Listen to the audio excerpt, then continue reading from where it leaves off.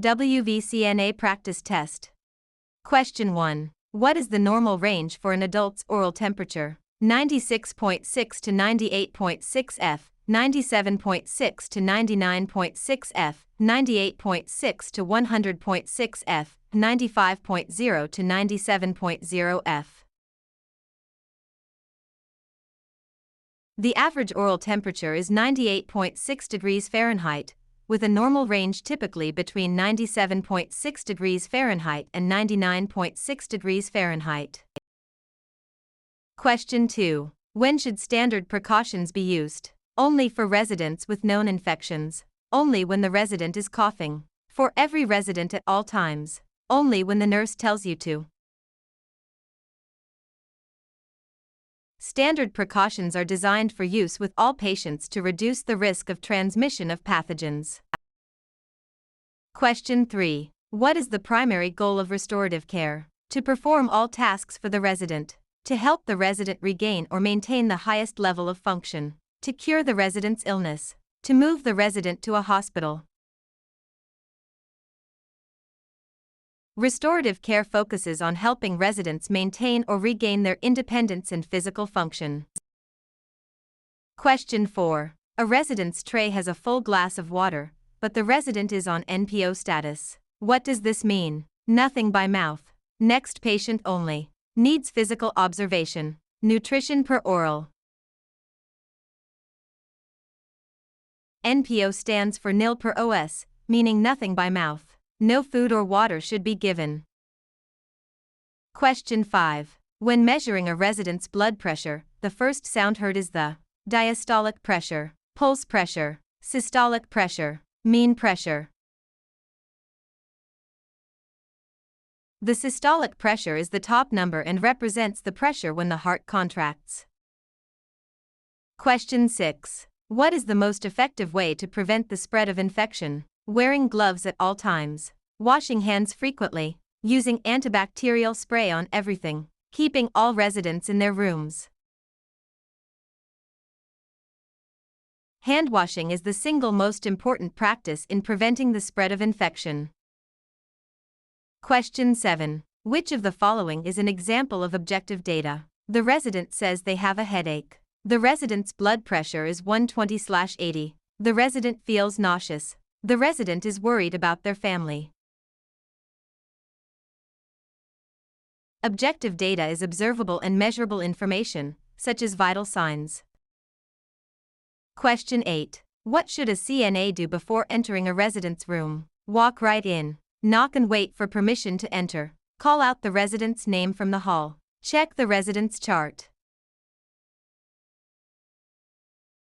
Knocking is a matter of respect and privacy for the resident's home. Question 9. Which of the following should be reported to the nurse immediately during a bed bath? The resident is tired. A new red area on the resident's tailbone. The resident wants to wear a blue shirt. The resident is talkative.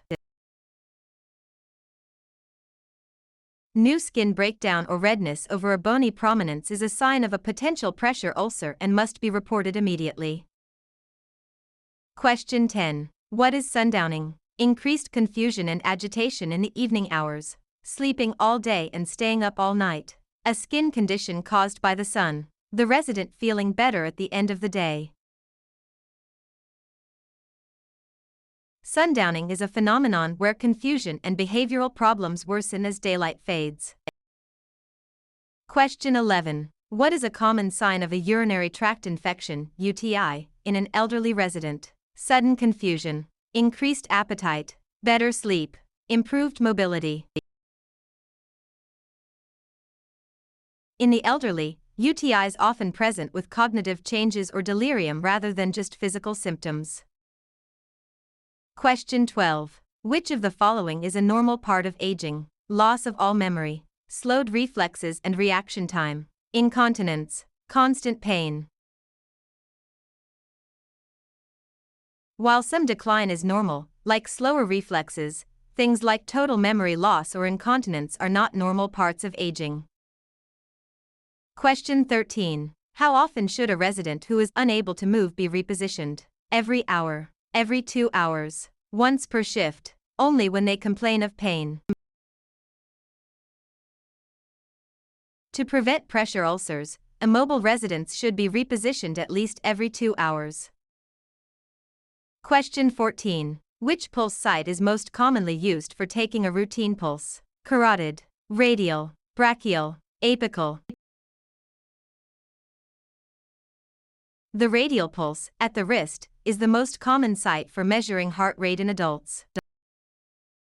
Question 15. A resident with Alzheimer's disease is wandering the halls. What should the CNA do? Lock the resident in their room. Tell the resident they are being naughty. Gently redirect the resident to a safe area or activity. Tie the resident to a chair.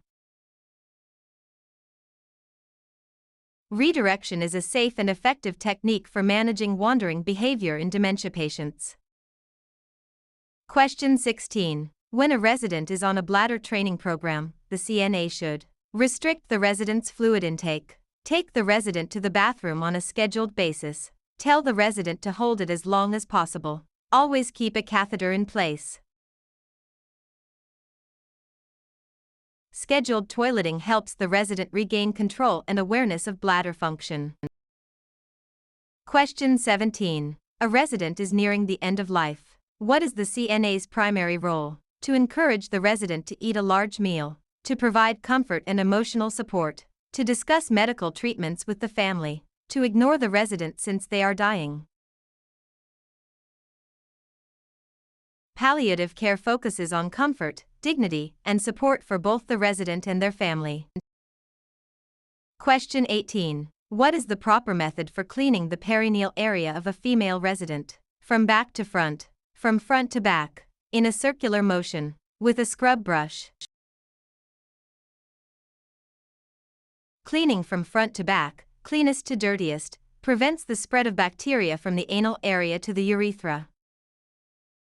Question 19. If a resident is in a vest restraint, how often must they be checked? Every 15 minutes. Every hour. Every 2 hours. Once per shift. Residents in restraints must be monitored at least every 15 minutes to ensure safety and circulation. Question 20. What is the correct way to lift a heavy object? Bend at the waist and keep legs straight. Keep feet close together. Bend at the knees and use leg muscles. Lift with your back muscles. Proper body mechanics involve using the strong leg muscles and keeping the back straight to prevent injury.